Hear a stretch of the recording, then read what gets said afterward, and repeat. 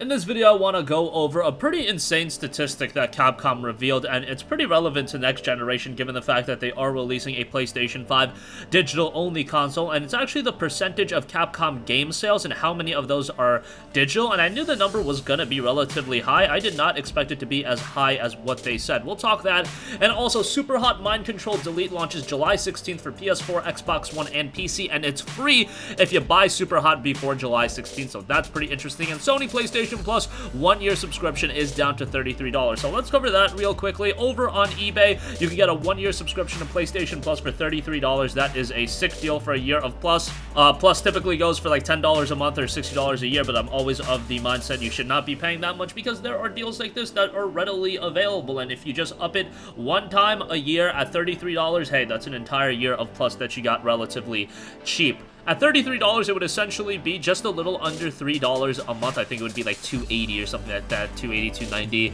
$2.90. Math isn't my forte right now at this time of the day, but nevertheless, $33 is a really good buy, and given that the PlayStation Plus games haven't been everyone's cup of tea recently, I mean, it's really going to be a anecdotal thing where do you own the games? Have you already played the games in the past? Do you have interest in the games? And considering that they're completely random and you don't get a heads up or anything, that is usually just a crapshoot, and you get what you get. Sometimes it'll be good, sometimes it won't, sometimes it'll be absolutely terrible and you'll be really upset, but hey, you'll be less upset if you do end up paying only $33 a year and not $60 a year, or God forbid, $10 a month. Check that out on eBay. Alright, moving on to that, Capcom put out a pretty interesting statement. Capcom's 41st Ordinary General Meeting of Shareholders question and answer summary was recently shared following the June 17th event, and one of the questions had to do with the company's plans for releases going forward. To be specific, it asked the digital sales ratio and goals for the future. It was then that the company confirmed that currently around 80% of Capcom game sales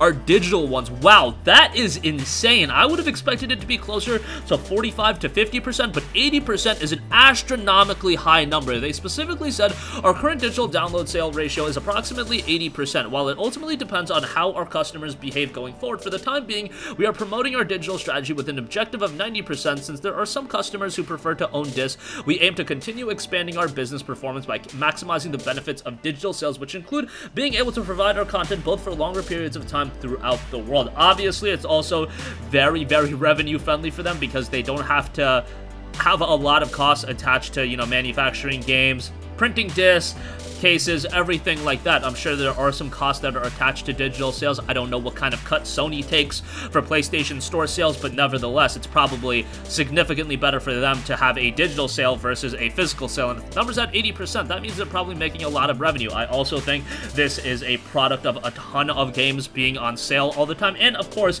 PC consumers are already readily just buying digital downloads. It would be interesting to hear a PlayStation-only number because I think that would be more evident of obviously how it's going on in consoles, because consoles, people still readily buy games on disc, but there is a definite shift happening right now, and a lot of people that I talk to these days, they've moved over to mostly digital or fully digital. I like to have the option open if there's ever a time I want to pick up a specific collector's edition or something of that nature. It's nice that I can have a physical option. That's why I'm gonna get a physical or disc-based PS5 as well. Even though I'm gonna download a lot of games to it, I definitely want to have that option open to me, but 80% of a publisher's sales being driven by digital sales, that is a crazy, crazy high number, and definitely want to see how that evolves over the course of the next few years. Lastly, I do want to note that Super Hot Mind Control Delete launches July 16th for PS4, Xbox One, and PC. Free if you buy Super Hot before July 16th itself.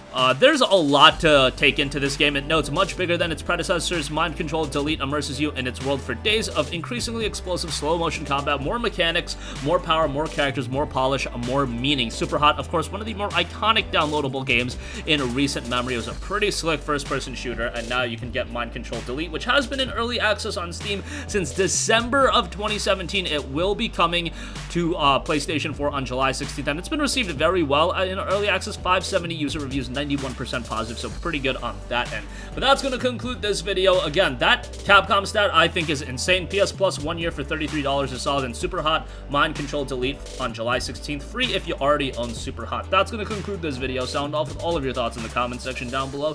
Thank you for watching, and goodbye. Hey guys, we hope you enjoyed the video, and if you did, make sure to hit the subscribe button, and if you're already subscribed, do us a favor and hit the bell icon. This way you'll be notified whenever we post a new video. That's the best way to keep up with all of our uploads, and we usually try to upload 2 videos a day. And with the bell icon hit, you'll be notified whenever we do upload a video. As always, thanks for watching.